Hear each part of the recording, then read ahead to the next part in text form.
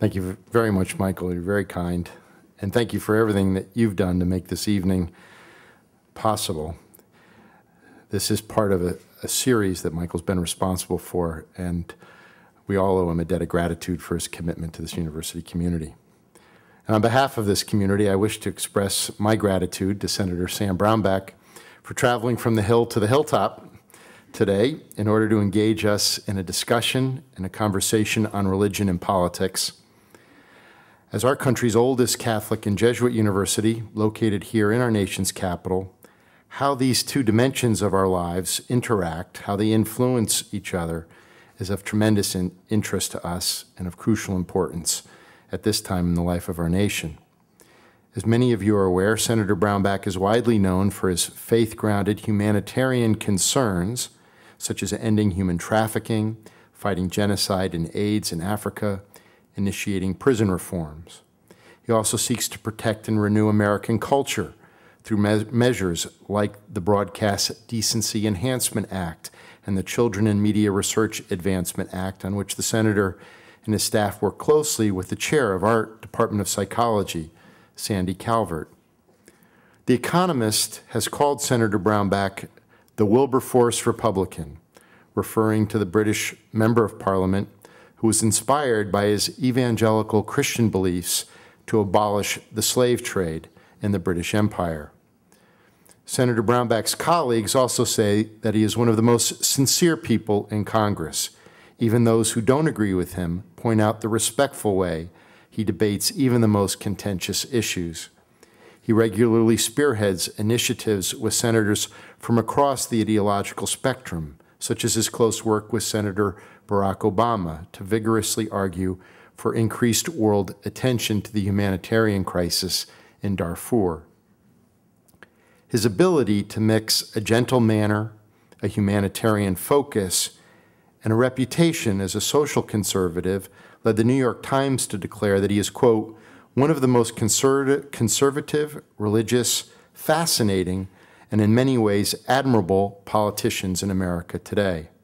Columnist Nick Kristof noted that, quote, the members of the Christian right exemplified by Mr. Brownback are the new internationalists increasingly engaged in humanitarian causes abroad, thus creating opportunities for common ground between the left and right on issues that we all care about.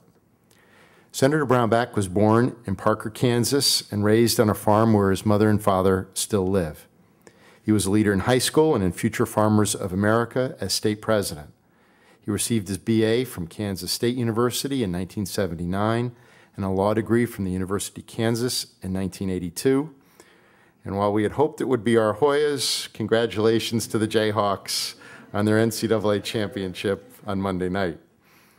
Senator Brownback served as a White House fellow in the first Bush administration and was the youngest Secretary of Agriculture in Kansas history. He was elected to the House of Representatives in 1994 and the Senate in 1996, where he holds the seat previously occupied by Senator Robert Dole.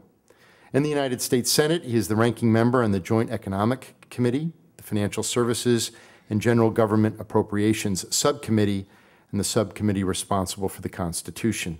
He also serves on the Appropriation and Judiciary Committees and the Helsinki Commission on Security and Cooperation in Europe. He co-chairs the Senate Cancer Coalition and the Human Rights Caucus, chairs the Senate Values Action Team, and is a founding member of the Senate Fiscal Watch Team. Senator Brownback last joined us on the Hilltop in 2005 when he worked with Madeleine Albright to convene a conference here called Uncommon Leadership for Common Values, Bipartisan Action on Human Rights, and participants that day included Senator Hillary Clinton, General Wesley Clark, and the late Congressman Tom Lantos, as well as other prominent policymakers from both sides of the aisle.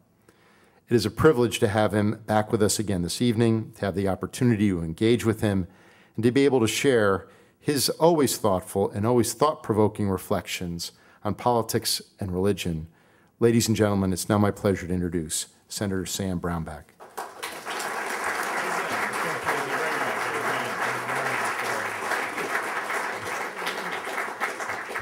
Thank you, President DeGioia.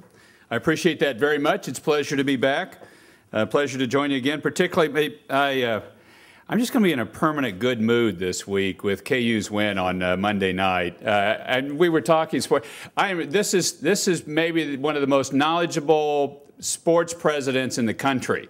Because I was coming out here and I was saying, yeah, you guys know about this. I mean, you had Patrick Ewing and you won the national championship. And wasn't Sleepy Floyd on that team? And he goes, no, he's graduated 2 years earlier. And he was correcting me on sports back in the early. I guess you would have been in school here at that time, so it had higher importance to at that point in time. It was. I was there at the game. It was great fun. We had a great time. The state's in a good mood, and I'm more or less responsible for this KU team. You always get blamed for the negative side, so I'm going to take advantage. But no, I'm actually, I have a modicum of seriousness about this. When I was starting my presidential race, I started out in prison in my presidential race. I spent a night in Angola prison in Louisiana. And I'm a K-State undergrad, and in our state, K-State and KU are separate groups. And your heart primarily goes where your undergrad is. So I'm seen as a K-State. I was student body president at K-State, but I have my law degree from KU. So anyway, I went to prison there, not at KU. I went to prison in Louisiana. I went on my own right. I wasn't convicted of anything.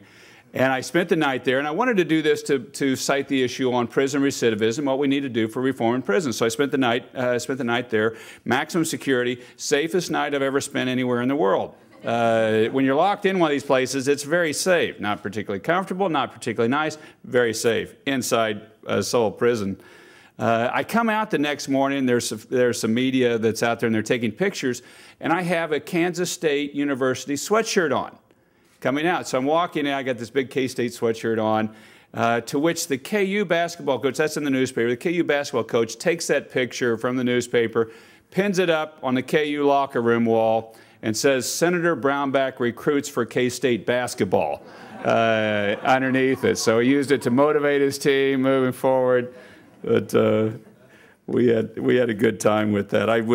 Today is actually a big day on this. I want to just take another moment, if I could, for personal privilege. The president just, yeah, that'll be the whole speech. The president today signed the Second Chance Act. And it's a bill to target in on prison recidivism rates. And to give you some concept on this, we've been working on this for 5 years. So even the best of concepts that both parties agree with, we just had a big reception, left and right, everybody there working on prison recidivism, because each year we get about 600,000 people come home from prisons. And you know what they do? About 2/3 of them go and commit a crime and go right back. And their kids do as well. And so we were saying, wait a minute, why are we working this way then? Why don't we work with the guys and women that are in prison while they're there so that when they come out, they're less likely to commit the crime again? That seems to make good sense.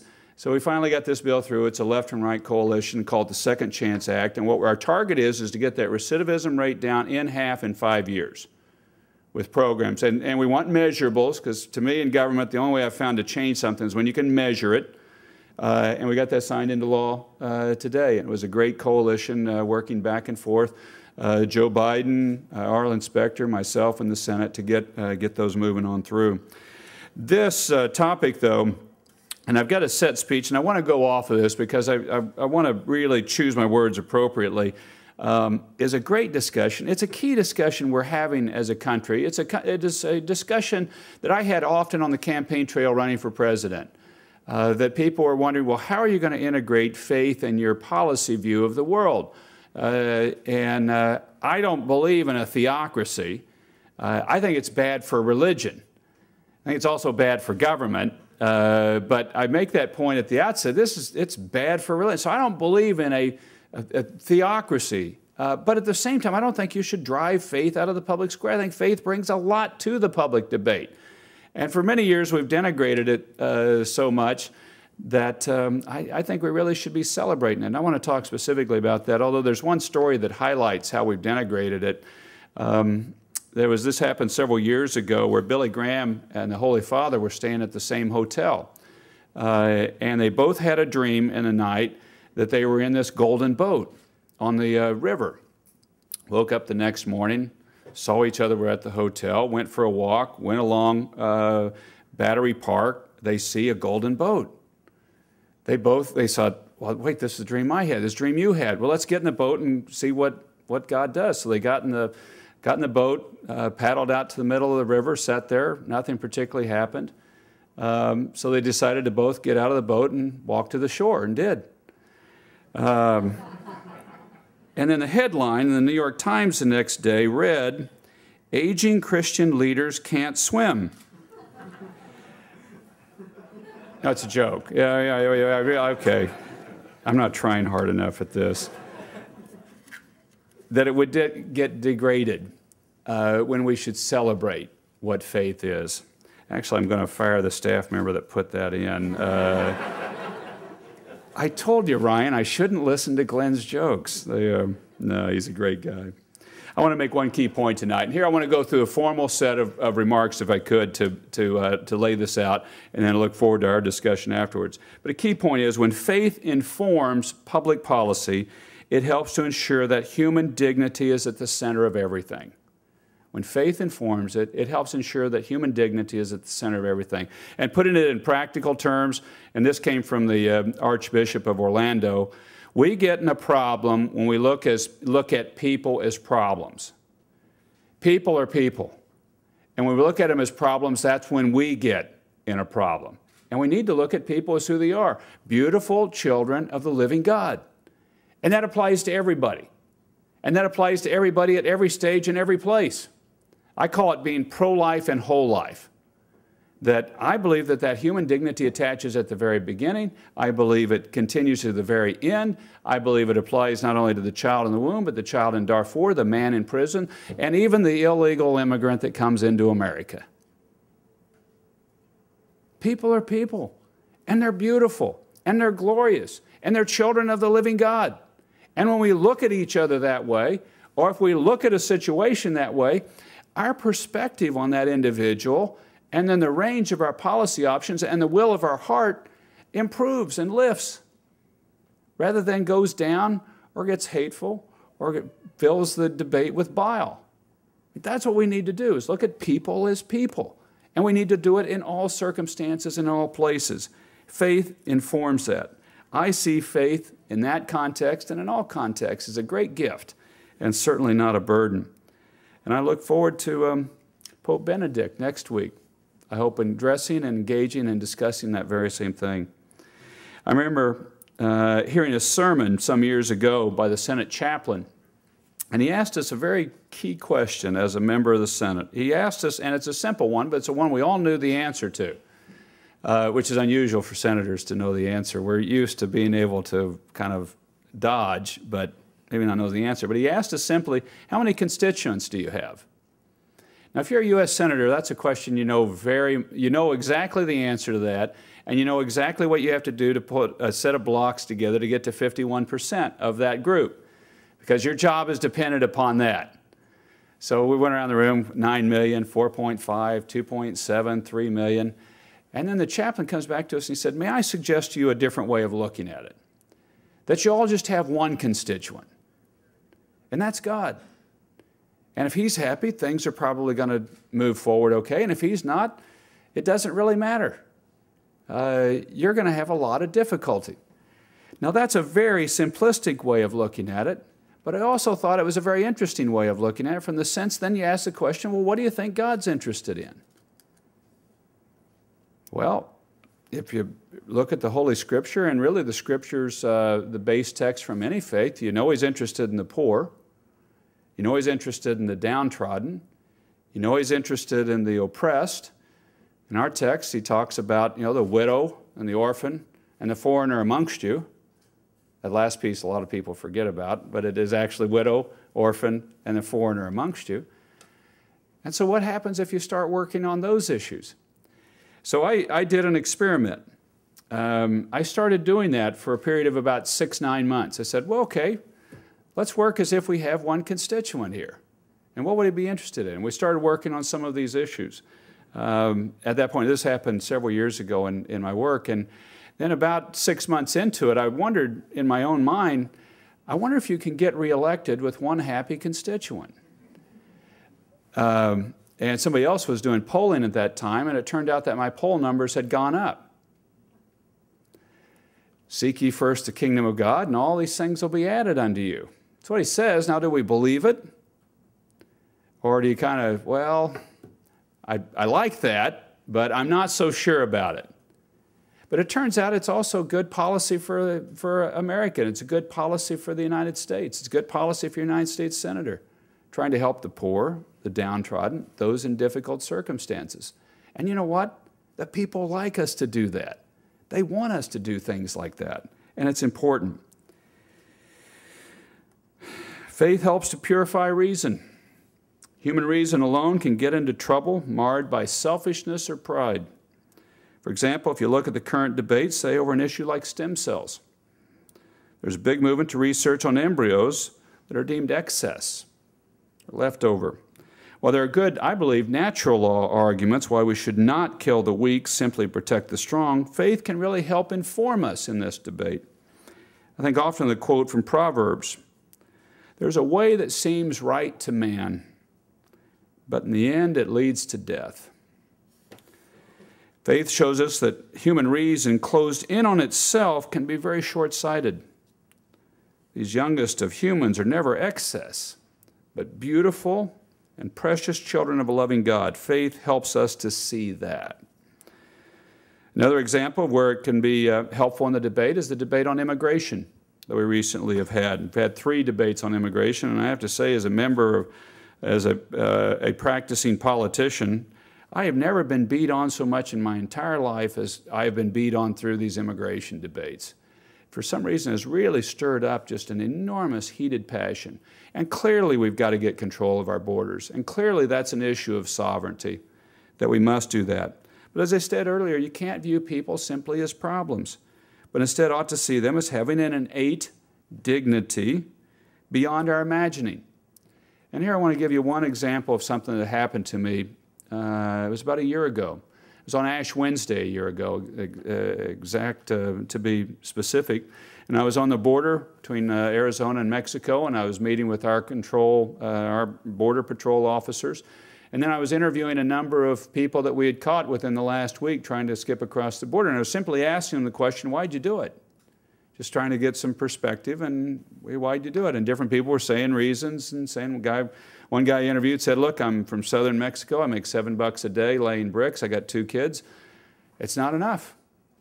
And so I came up here. And I was going through and I was listening. And then I got a quiet moment off to the side. And the thought hit me that this is Ash Wednesday. And that guy that I just interviewed, that we just caught, that's going to be, that's here, that we're going to send back to Mexico, he and I both end up ashes. Now, we were given a little different asset pool. I'm a U.S. Senator in the most powerful nation in the history of mankind. And he's a guy getting caught crossing the border. But what's my level of responsibility with the assets that I've been given, or the talents I've been given, versus the talents that he has been given? I think I'm held to a pretty high standard. I think you're held to a pretty high standard. You're in the most powerful nation in the history of mankind.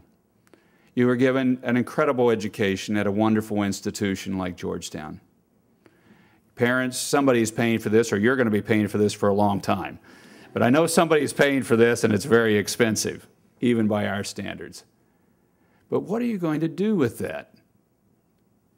And what you do with that is a good choice. It's not even so, it is significant monetarily, but it's much more significant in the eternal scheme of things. Because you could just say, I'm going to make a lot of money. That's what I'm going to do with this.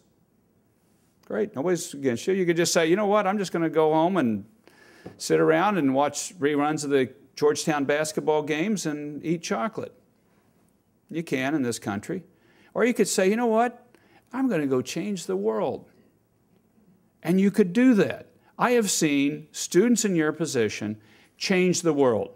I've seen a group of students go into northern Uganda, see invisible commuter children, do a film of it, start spreading it in this country over the internet, get a drive going, and I can tell you, if any of you were part of that, a day ago I had a meeting with some people that were saying the ground situation in northern Uganda is substantially improved, and people are moving home to their villages, and they're getting their lives back, and their children aren't being taken and abducted and made into child soldiers. Because of what?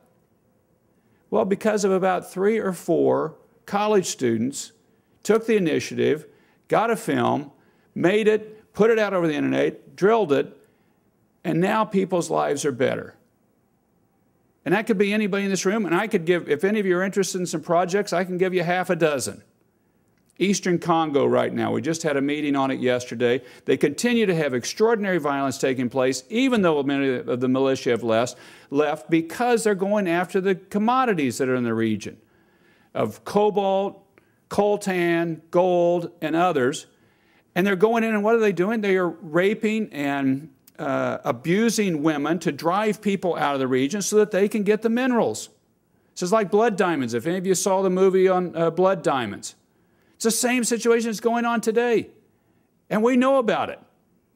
And we're putting forward a bill on conflict commodities to say we shouldn't buy these if this is what's driving this policy. What any of you could highlight this or go make the film over that and then drive it over the internet? That's how faith and politics intersect. Is using a political system and driving it with your love for somebody else that you don't even know. Or that you get a vision or a dream and you decide to really follow it. And the beauty about a good dream is it's not for you.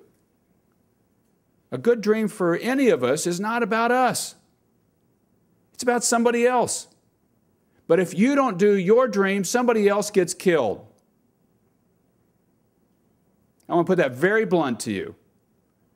You're getting a great education, you've got a great ability, and you know you've got a dream. My guess is it probably isn't to make a whole bunch of money. My guess is it's to change the world. And you can easily set that dream aside. And you can just say, you know, it's a nice dream, but, you know, that's not going to pay, that's not going to put food on the table, that's not going to do this and that, all good rational reasons. I can tell you, if you don't do your dream, somebody else is going to die. Because somebody else is dependent upon you taking up that camera and going over and showing what's taking place in Eastern Congo or Northern Uganda. Or somebody else is going to be, that they're not advocating on Capitol Hill for the life of the unborn or for somebody that's an immigrant in this country.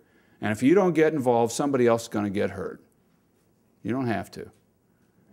But I had the beauty of having cancer about 12 years ago.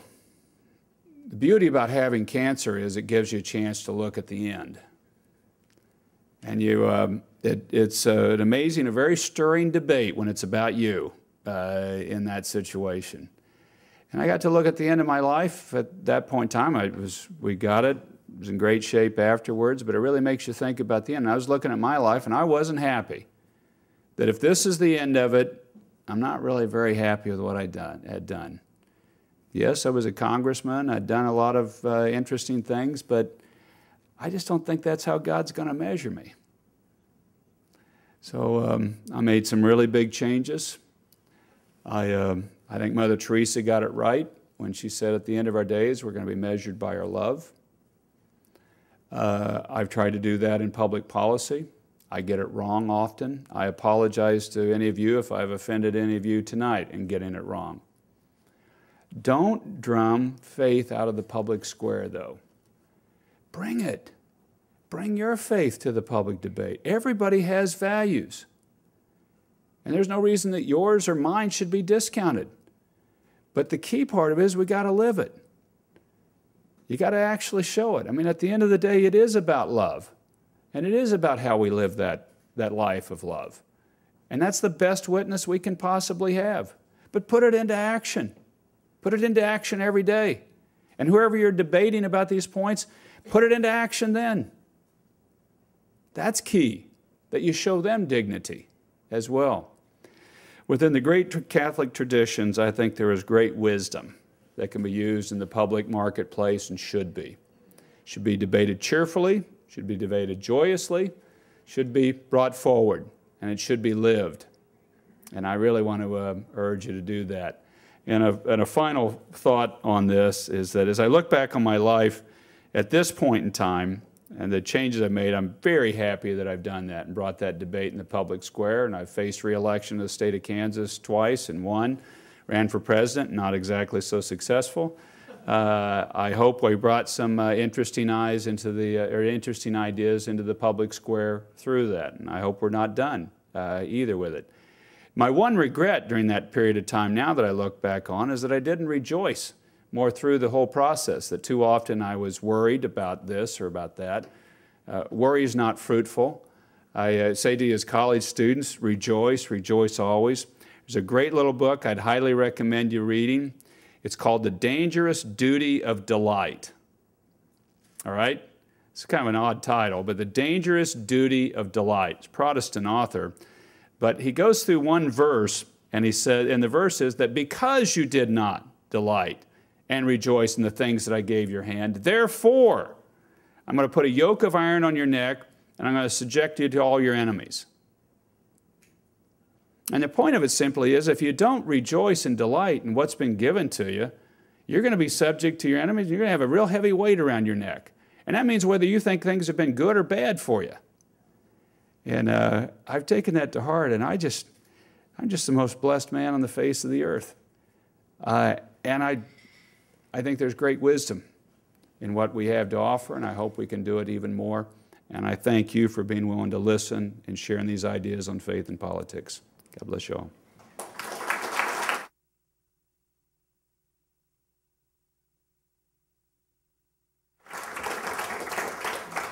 And just to remind you all, if you have some questions, write them down, and my colleagues will pick those up and get them up to me, and we'll try and get as many of them as we can as part of our conversation tonight.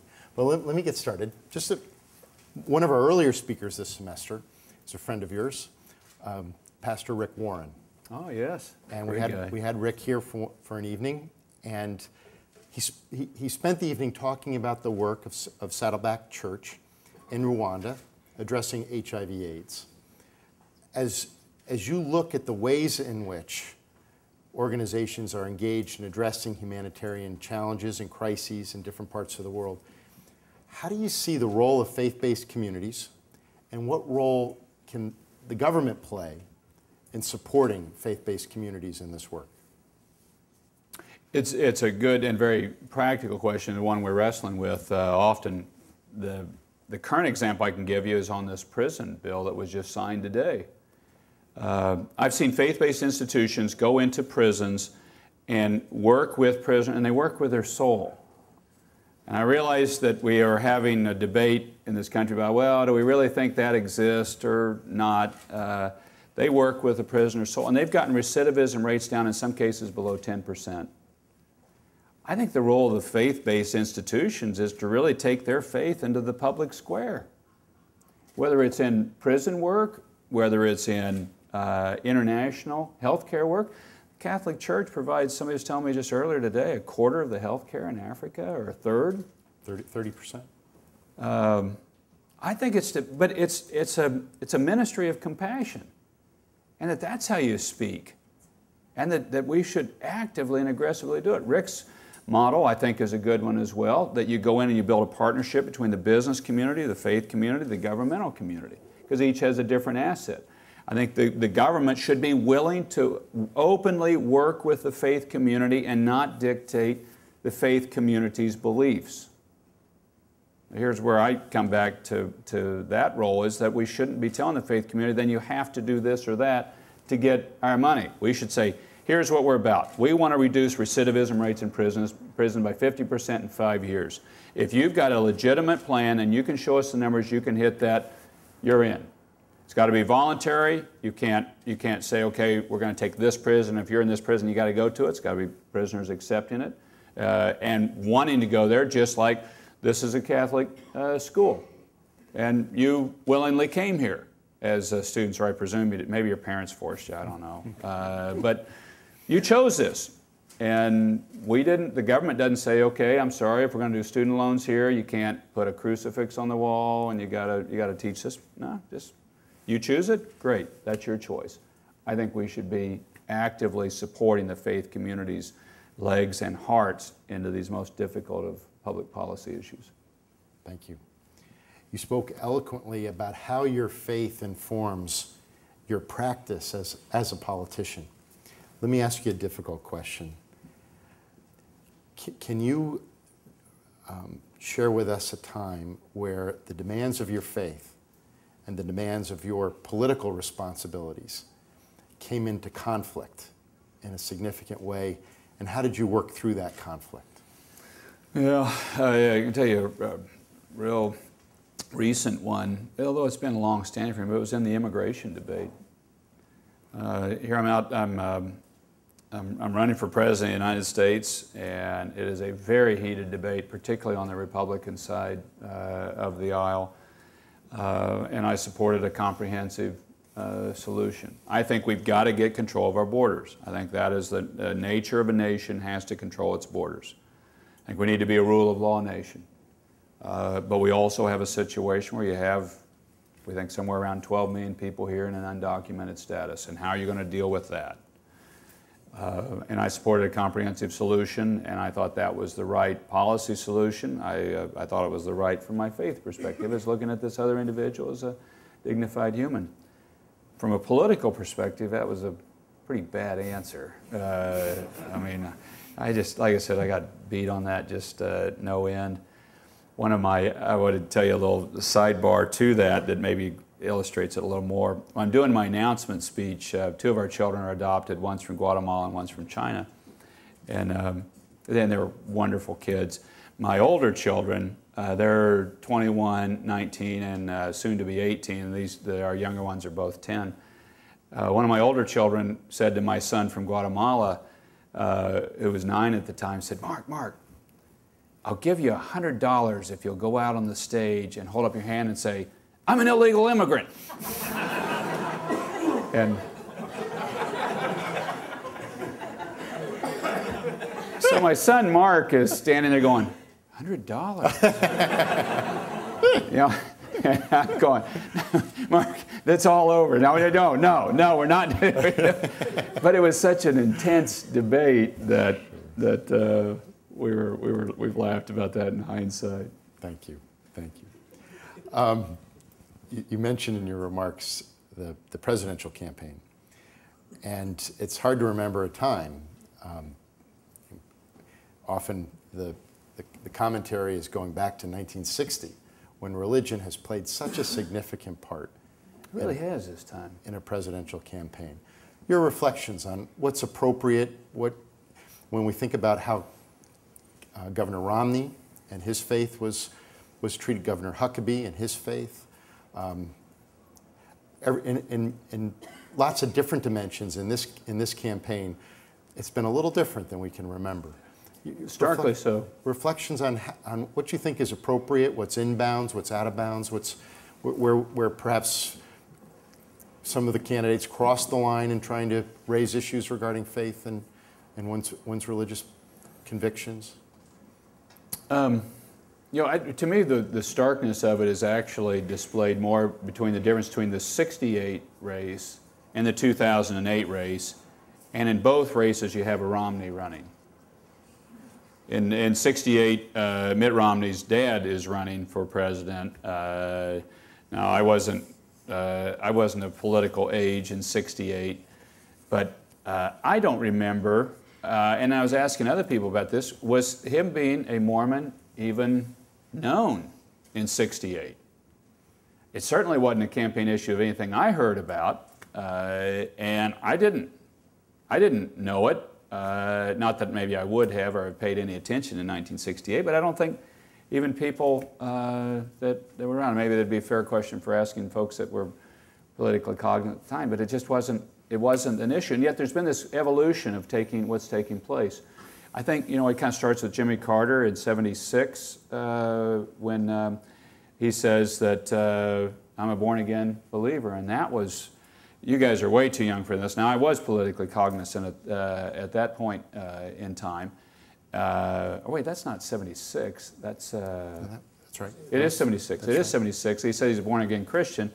And they did the Playboy magazine interview where he said he had lust in his heart, and everybody else says, well, I know where to have lust, but that's not the place. And this was scandalous, that he was saying, that he would say he was a born-again Christian in 1976. People was going, well, what does that mean? And that's just, to then Reagan in 1980 goes to the Religious Broadcasters Convention, and they say, well, this is scandalous that you would speak to the Religious Broadcasters Convention. To 2008, and we have almost an endless discussion of faith and various iterations and what's right or what isn't. I think it's good. I think it also shows a maturation somewhat in the country of wrestling with the issue of faith. And what is it that we think, and what is it that we think is appropriate or inappropriate? I think it's a good discussion. There are out of bounds marks, but I think overall this has been handled fairly respectfully. Another funny story happened on that. I'm from Kansas. We're known now for basketball. We were known for the intelligent design debate taking place on evolution. It's been a big discussion in the Catholic Church. We'll see if the Pope addresses it next week or not. That'll be a good one. You might write him and suggest he talk about it. I have been asked, could I submit some questions? No, I'm just that wasn't it.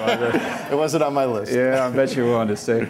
So I'm down in South Florida, and you know, I'm a new presidential candidate, new on the national scene. So obviously they don't track me very much.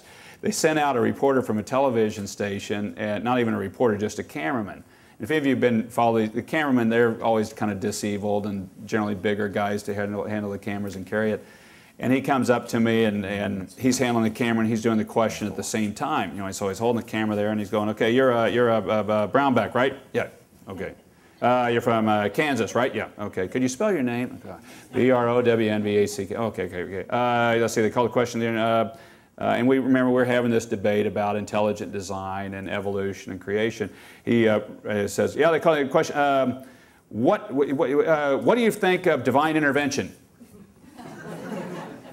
And I'm going, oh, do you mean intelligent design? Oh, yeah, that's what I meant. So, I'm going, well, I like divine intervention, but you know, this is just, there was always this sort of, I hope it's more informed debate that can take place. Let me ask you one last one, and then we've got quite a few from the audience, and we'll try to get as many of these as we can. Your hopefulness for a new period of stronger bipartisanship. Three candidates who remain in the race have all said that they feel that they uniquely have an ability to work across the aisle and to be able to pull together Republicans and Democrats in a more bipartisan spirit than has characterized life here in Washington for perhaps more than 2 decades. Do you see a potential and a hopefulness for a new bipartisanship here in Washington? I do. But as usual, it's driven by the people and the politics of the day, because the candidate, I think in the fall, that offers probably the most hope for that taking place, I think will be the candidate that will be the most successful. I think the country is yearning for that. I think they really want to see us to stop fighting and to start dealing with real problems that affect their lives. I think they're very tired of the divisive nature of politics, and this has we've had a lot of partisan fights for 10, 15 years, and I think they're tired of it, and I think they will reward the candidate this fall that seems to them to have the most credibility and most ability to be able to truly reach across the aisle on tough problems, big problems, and to forge a consensus solution. The country wants it, and I think that's what will drive it. Is there an issue that you think might provide the best possible platform for a new engagement in this, in a bipartisan effort to tackle one of those tough problems? If we sort of listed them and we put the degree of difficulty in terms of engaging from a bipartisan perspective, is there one that would sort of emerge at the top that said, let's go get that one first? You know, I think there are a couple that are at the top that emerge first, and I would treat this same as you do when you're trying to get a treaty or an agreement or even working on something in the Middle East. You do it in building confidence-building measures. You say, okay, let's take these steps because we're pretty sure we can get these done, and then we'll move down the road to the tougher problems.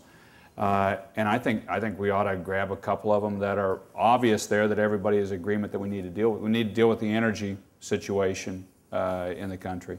I think everybody agrees that we're far too dependent on foreign oil, that there's generally broad agreement that we should reduce CO2 emissions. And maybe some people would say, well, I don't think it's this problem that you think it is, but virtually everybody agrees there's too much CO2 going into the atmosphere. We got a big energy problem. I think that's a big big one that's low-hanging fruit that's out there. I'd like to put one out that I think would stir a lot of support, and there's nobody to disagree with it. A war on cancer. I mentioned my own cancer problem, but to give you some really encouraging news tonight, 1 in 2 men, 1 in 3 women will have cancer sometime in their lifetime in this country. To really give you an encouraging, uplifting little factoid for you. And you're hitting, the baby boomers now are hitting their big cancer years. I have a good friend of mine right now that's they've said they can't do anything for him. Why not really go at this one now on a bipartisan basis, really addressing this in a very aggressive fashion? I co-chair the Cancer Caucus. There have been plans put out by credible people to end deaths by cancer in a decade. End deaths by cancer in a decade. Now you've got to follow through with the treatments. You've got to make sure that you will do your part on it and lifestyle as well, but that we can do this.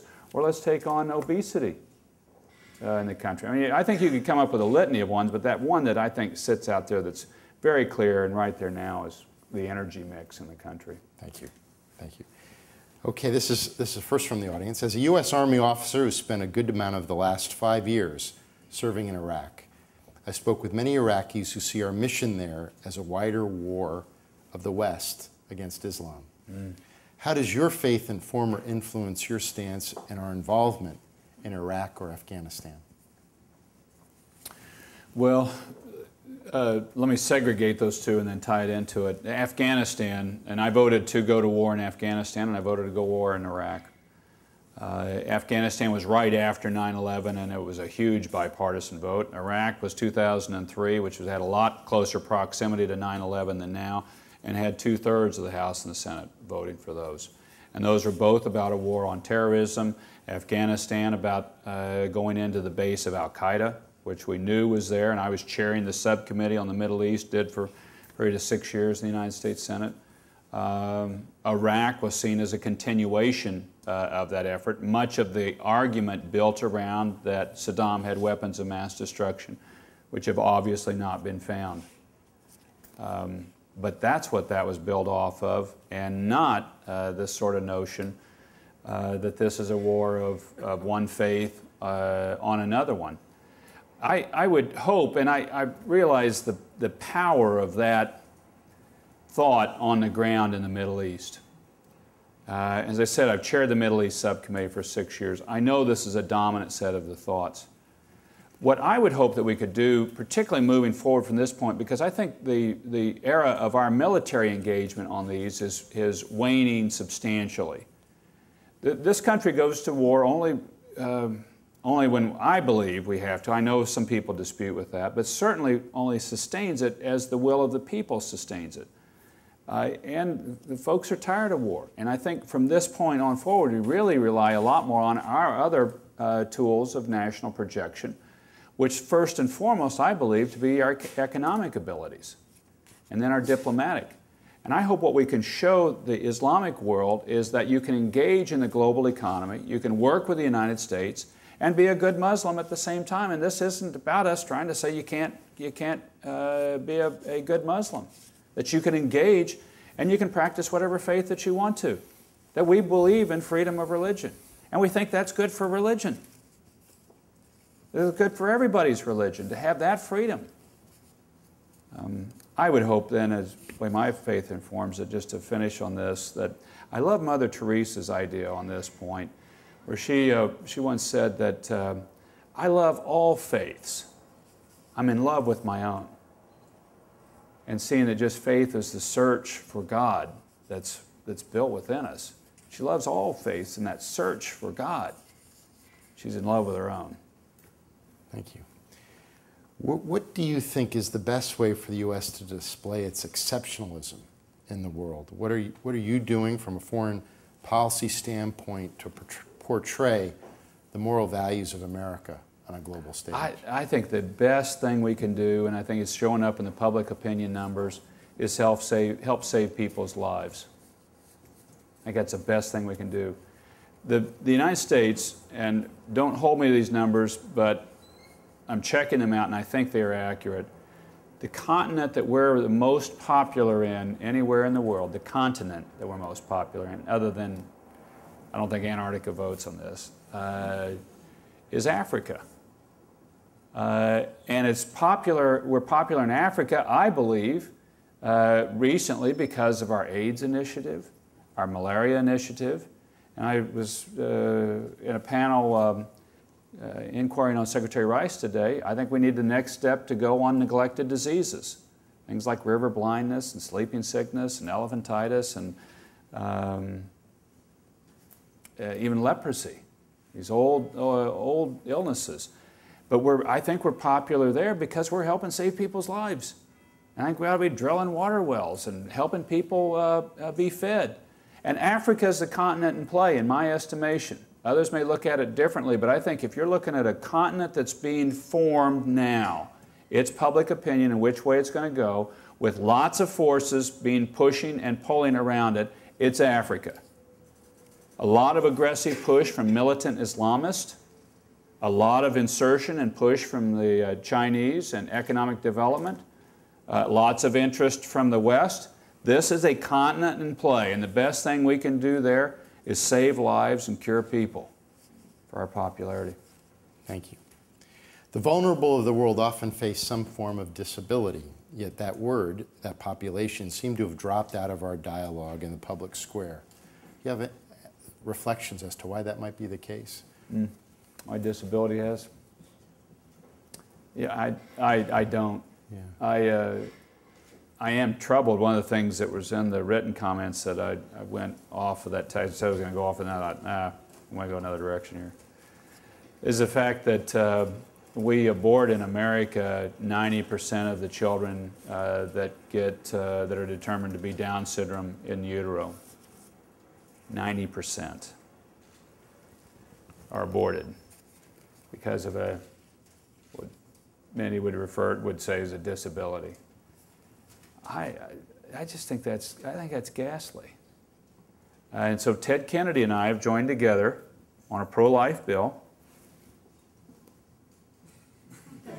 No disbelief looks or anything like this, because normally Ted Kennedy. He and I have joined together on a bill that we've gotten passed through committee now. We hope to get it all the way through for the disability community. And the key issues are to provide physicians with current data, because of Down syndrome designation. A lot of people with Down syndrome being born today will live into their 50s. If we work with people early on, because we know that the brain starts building its networks in utero, even we'll work with people early on, they can develop a fuller capacity. And we're saying then as well in this bill, if you do not believe you can handle this, my wife and I, we have 5 children, and I remember thinking in our earlier years, I don't know if we can handle it if a child of ours has a mental difficulty. We put in this bill a setting up of a network, a waiting list for people to adopt Down syndrome children. And there are waiting lists in different parts of the country if people want to adopt Down syndrome children. So that we say to people, if you don't believe you can handle this situation, and I understand that, but the answer is not to kill the child. The answer is to put the child up for adoption, and we will adopt the child. We'll adopt the child, but don't kill it.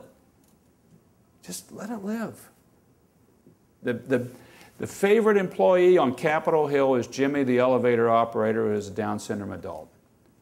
He's hands down the favorite employee. Orrin Hatch gives him ugly ties all the time, and I always get on to Orrin about that. But Jimmy loves the ties and gives hugs to people. He gave me one the other day, and he said, "Shh, don't tell anybody. My supervisor says I hug too many people."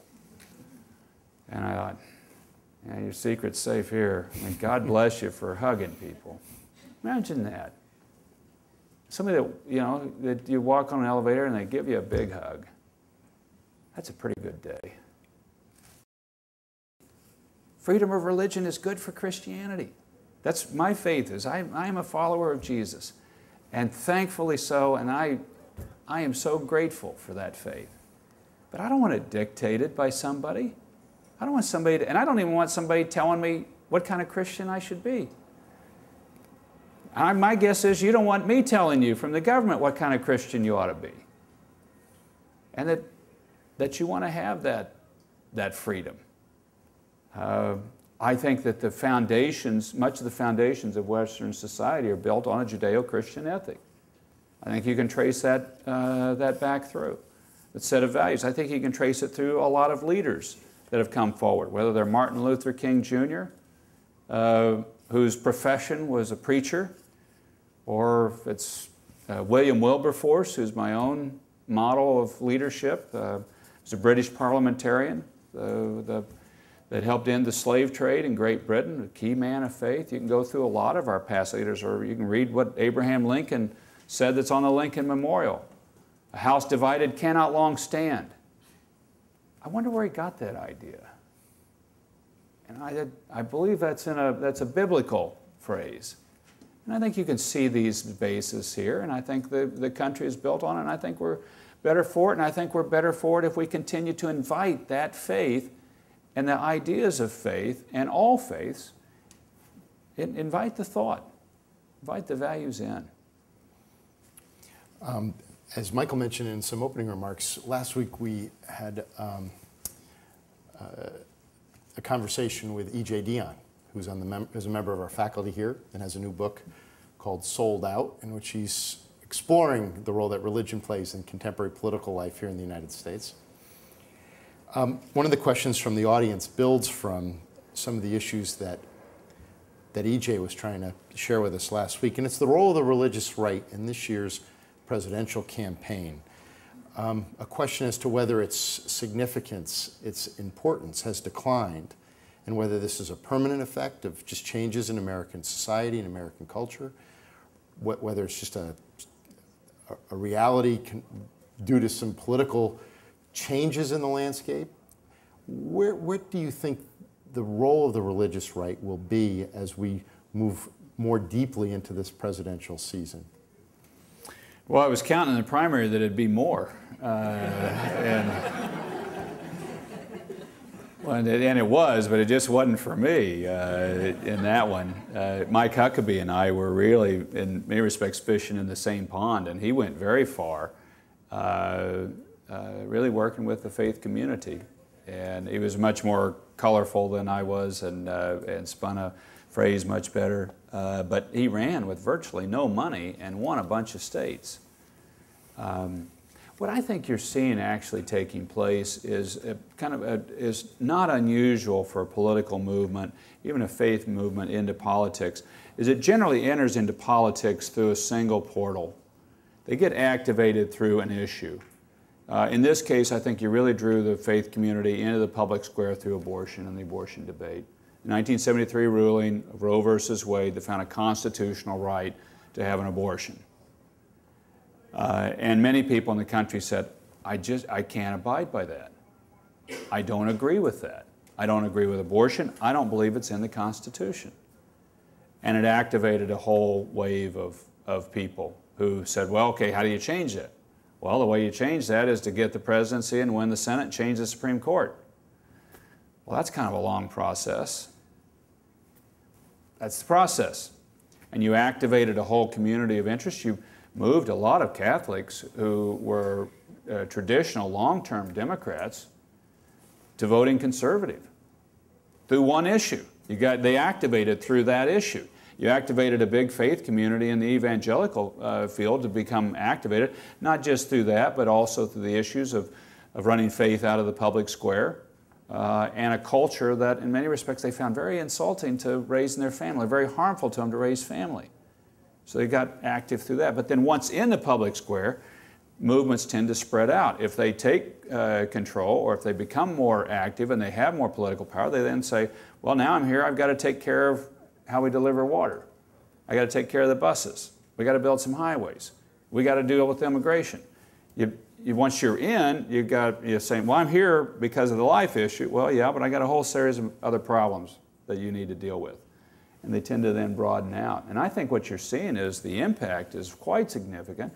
It's a pro-life nation today, majority pro-life nation today, having a large impact but broadening out. It wants to deal with the environment. It says, I think we have a responsibility to take care of God's creation. Okay, well, how are we going to do that? I think we need to deal with family structure. I think it's important that we do support marriage as a union of a man and a woman. And it's not about being against anybody. It's about being for the best place to raise children, and not at the only place. You can raise a good child in a single-parent family. A lot of people do it, and we should celebrate it when it happens. But I think we also need to really see that we need to strengthen the family unit in this country. We need to support policies that do that. Let me push a little bit on that and connect it to a question from one of the members of the audience, and that was in the past year, when the federal hate crimes bill was coming forward, there was a provision to include sexual orientation and gender expression as part of a protected category in the bill, and that was not a part of the bill that you were willing to support. That's and right. The question is, how do you balance that position with some of the other comments that you've made tonight regarding your support for human life in so many different dimensions? Well, first, I mean, it's a tough public policy debate, and I find it, frankly, some of the toughest policy debates today in the country are around sexual orientation, as far as the difficulty of it. And I want to say also at the outset that I believe every person, as I said at the outset here, is beautiful, unique, a child of the loving God, and that is regardless of who an individual is or their sexual orientation. I believe that about the individual.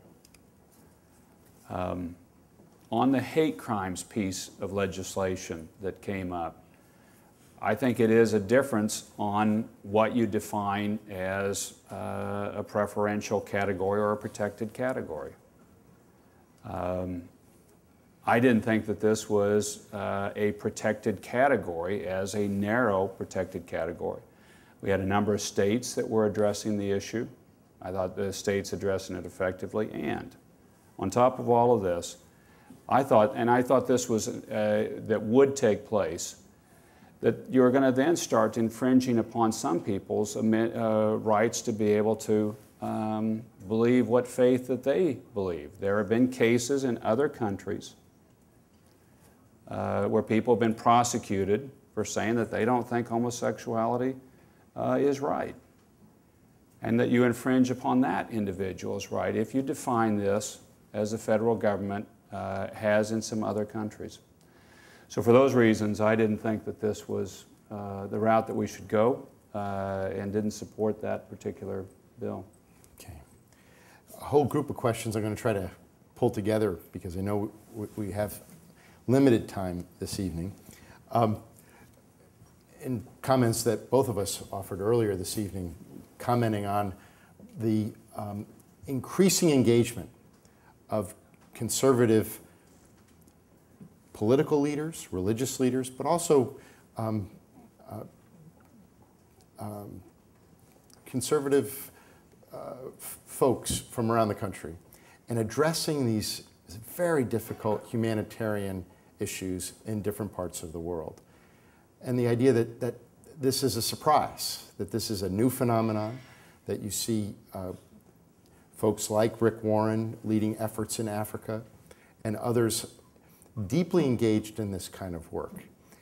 And a set of questions in this sphere.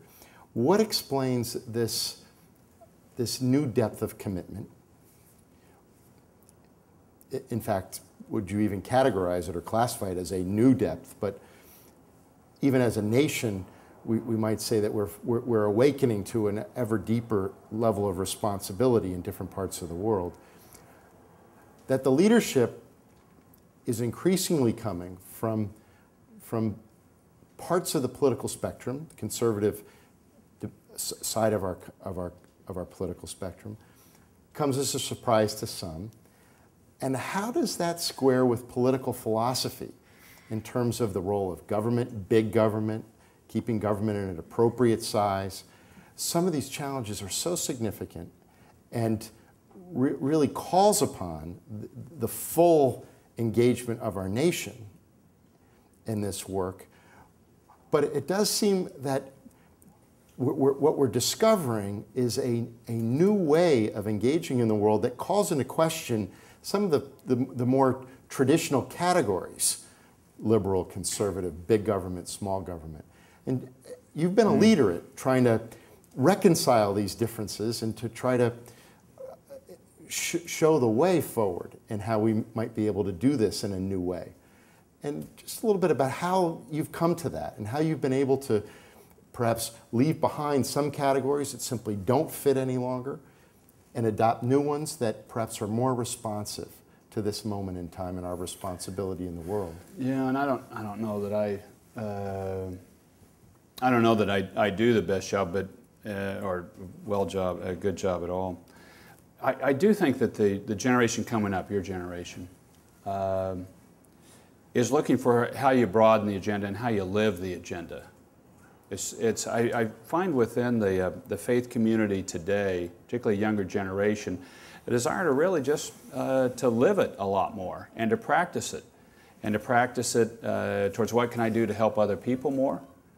How is it that I can get out and change the world and make it a better place? And that's part of what I'm trying to reflect and to show in the idea of being pro-life and whole life, so that this engages a broad cross-section. This is why I'm at the Second Chance Act signing and working on a bill there, or that we're working on neglected diseases in Africa, or other topics that we're trying to develop the whole life agenda. And I think the answer to get pro-life forward is to talk about whole life. And you broaden the constituency and you broaden the group. But also I think it's just a very consistent, clear ethic. It's just that every human life is beautiful, significant as a child of a loving God, and that you're trying to live that. And I think that's what I'm seeing coming forward, and what we're trying to put into practical political terms as much as we can. And I want to invite you folks to live it and be it, and to grab a hold of it and help discover the path forward. I don't know that it's necessarily new. I think you've seen other iterations of it, whether it's the social justice agenda in the Catholic faith, or Wilberforce's efforts in the past. I just think you're seeing the thing broaden out. Thank you. This is a good question, and it emerges in the context of a couple of courses that I've had the privilege to teach here over the years. So it's a tough question. You hold the belief that faith belongs in politics because it promotes the recognition of human dignity, that without it, we would not have that kind of commitment to human dignity. Why is that the case? Why can't the principles that have informed the politics of this country for more than 2 centuries, why isn't it sufficient enough that we can establish the grounds for sustaining human dignity on political principles without religion? As political principles shift, they move, and it doesn't. A political principle can change from today to tomorrow. Faith principle is established. Believes that the soul is eternal soul has unlimited value and worth. Doesn't shift. And politics can move. Plus, it also recognizes, our founders did, where do our rights come from? Where do they say? What did Jefferson say at the outset? They come from God. It doesn't come from man. It comes from God. This is Jefferson. I think that's a much more secure place to secure your dignity of the individual, rather than from a political winds that could change. Okay, thank you. Shifting to Iraq. What is the way forward? How do we reconcile the work that's been done, the work that we have in front of us? How do we ensure that the decisions we make regarding our future engagement are respectful for the reasons that we entered into this engagement in the first place, to leave the people in Iraq in a better place when we're finished than when we entered? I think the way forward is a political discussion in Iraq. Joe Biden and I put forward the only resolution that passed the United States Senate on Iraq over the past year. And what we pushed forward is a federation in Iraq, a three-state, one-country solution. So you'd have primarily your power and authority devolved to the states with a limited federal role. And the Kurds run in the north, the Sunni run in the west, the Shia the south, and Baghdad is the federal city. And you have a federated system, and you recognize the realities on the ground. That's starting to take shape, and it's really moving forward. And I think it is the long-term way forward. I think it also is the only long-term way you hold Iraq forward, because if it's a Shiite-dominated country and the power's in the center of the country, the Sunni are going to be fighting against that. The Kurds are going to find that that's not they don't want to do that. If you devolve the power and authority and you leave the center government primarily being an ATM machine for the rest of the country with the power and authority out in the regions, I think that's the long-term way forward. And then that we can pull our troop levels down. I think we're going to be there for some period of time. And we won't stay there past when we're asked to leave by the Iraqi people. But I think the likelihood is that we'll probably be there with some troop levels, hopefully with little exposure to danger in the future, not right now. Clearly now it's remains a dangerous environment. But just as we're in Germany still after World War II, we're still in Korea after the Korean conflict, the likelihood of us having troops there for a long period of time, extended period of time, at the request of the Iraqis, I think is pretty high. I mentioned in my opening remarks that you were here just a couple of years ago with Madeleine Albright, yes, member of our faculty, and the two of you sponsored together a bipartisan conversation, bringing together some of the great leaders in our country to address the question of human rights. If you and Madeleine were to do something together again, and we were to do it here on this campus, what would you want to focus on in such a gathering? What I'd personally like to see us focus on is how we get the individual involved in making somebody else's situation better that's in a tough spot. I'd like to see us get together lots of different groups that are advocating for different regions of the world. How do we get individuals there? I mean, show them, here's a group, here's what they're doing, here's how you sign up, here's what you would be doing. Because I think one of the key things for us to grow as a country is us engaging in other places with people that are in more difficult spots. And I think the best way for us to grow as individuals and as people is to go there and do it. My oldest son just got back from Guatemala after working for 2 months at an orphanage there, carrying dirt in a bucket and trying to help out. I think he learned a lot. His mother also told him that, you know, if you don't get your education, that's what you're going to be doing the rest of your life. I think it's some good experience, but also just I think that's how we need to grow. And if I could say here, as we conclude, first, thank you very much for being out tonight. Thank you for being a very considerate audience. But also, if I could encourage you to develop both your head and your heart. I think one of the failings that we've done in higher education too often is we've just focused on the mind, but we've not focused on forming the soul or growing it. And I think we need to have both a well-trained mind and a well-formed soul to move forward. And I really want to urge you to do that and urge you as an institution who's founded on those former principles to engage that. And for you as individuals to take that as your opportunity to be able to do it, so that you would do both of those. So that these tough ethical questions, when they come up, you run them through a grid in your mind, you run them through a grid in your soul. And hopefully through that, you come up with a loving, wise answer of the route forward. They're complicated things in a complicated society. And if you have overformation or underformation in either category, I think we move towards problems. I think God gave us both a heart and a mind. I think we're supposed to use them both. And that's what I certainly look for in people that I'm listening to, and it's what we're also looking for, I think, a lot in people that staff places, is people with a well-formed, well-trained mind and a well-formed, well-trained soul. We need them both.